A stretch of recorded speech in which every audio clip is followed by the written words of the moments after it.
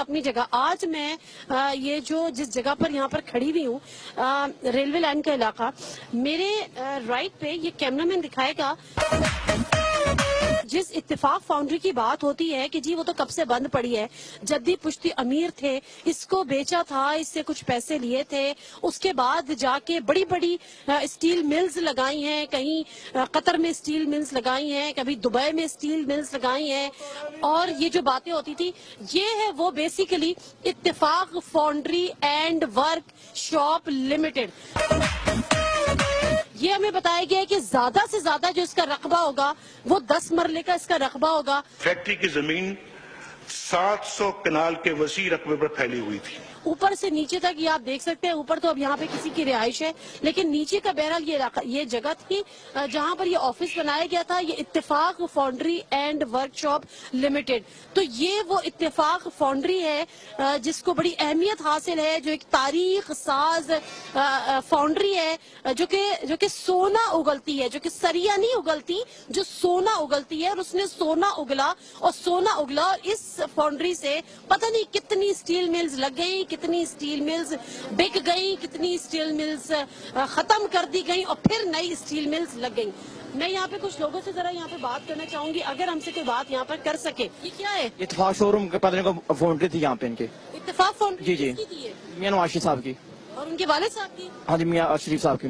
میاں شریف صاحب کی فاؤنڈری تھی. جی بھائی. تو یہاں پر وہ ان کی پوری کیا پوری مل تھی؟ مل تھی ان کی, پورا ساتھ میں گھر تھا یہاں پہ, ساتھ میں گھر تھا آگے وہ بھی ان کے اتفاق شو روم کے ساتھ. یہ مجھے گھر دکھائیں گے آپ؟ مجھے بتائیں کہ یہ کب تک یہاں پر کام ہوتا رہا ہے؟ تقریباً کوئی 25 سال تک ہوتا رہا کام. 25 سال. کب سے بند پڑی ہے یہ؟ تقریباً ہو گئے ہیں کوئی 18-20 سال تو ہو گئے ہیں بند ہوئے. 18-20 سال سے یہ بند ہے. جی جی. اور یہی وہ اتفاق فاؤنڈری ہے جس کے بارے میں کہا جاتا ہے کہ جی ہم نے ایک مل شروع کی ہے, اس کے بعد پتہ نہیں کتنے ملیں لگا دی. یہی ملتے سے شروع کی. جی ناظرین, یہ ہے وہ جگہ جہاں پہ میاں صاحب کی فیملی رہتی تھی, اور چھوٹا بڑا پیسے سے نہیں ہوتا, چھوٹا بڑا دولت سے نہیں ہوتا. ایک بڑا نام ہے میاں نواز شریف صاحب کا, ان کی فیملی کا, ان کے والد کا. لیکن جب ہمیں یہ بتایا جاتا ہے کہ وہ جدی پشتی امیر تھے, اور پتہ نہیں کتنا ان کے پاس پیسہ تھا کہ فیکٹریاں لگ رہی تھی, ختم ہو رہی تھی, بک رہی تھی, خریدی جا رہی تھی. یہ وہ جگہ ہے جہاں پہ نیچے ان کے والد صاحب کا اپنا برف خانہ تھا, اور اوپر ان کی اپنی رہائش تھی. اور جو آپ دیکھ چکے ہیں آج بھی یہاں پہ لکھا ہوا ہے, اور جو اتفاق فاؤنڈری تھی وہ بھی ہم آپ کو دکھا چکے ہیں.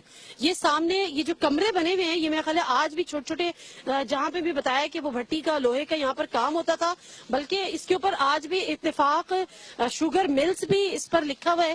میں یہاں پر یہ ضرور بتا دوں کہ یہاں پہ لوگ بات کرنے کو تیار نہیں ہے.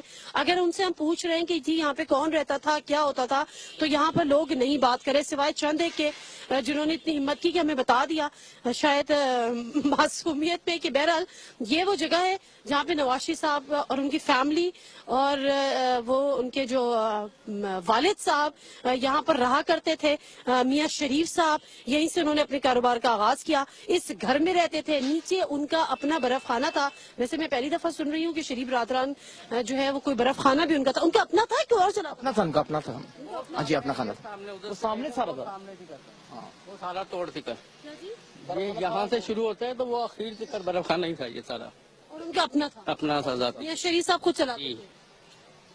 وہ انہی کا تھا, چلاتے تو کوئی اور تھے ساتھ ہی, بس نام انہی کا ہی تھا. ورکرز ہوتے تھے. برکس ہوتا تھا. ہاں جی. چلے آپ ملوا رہے ہیں.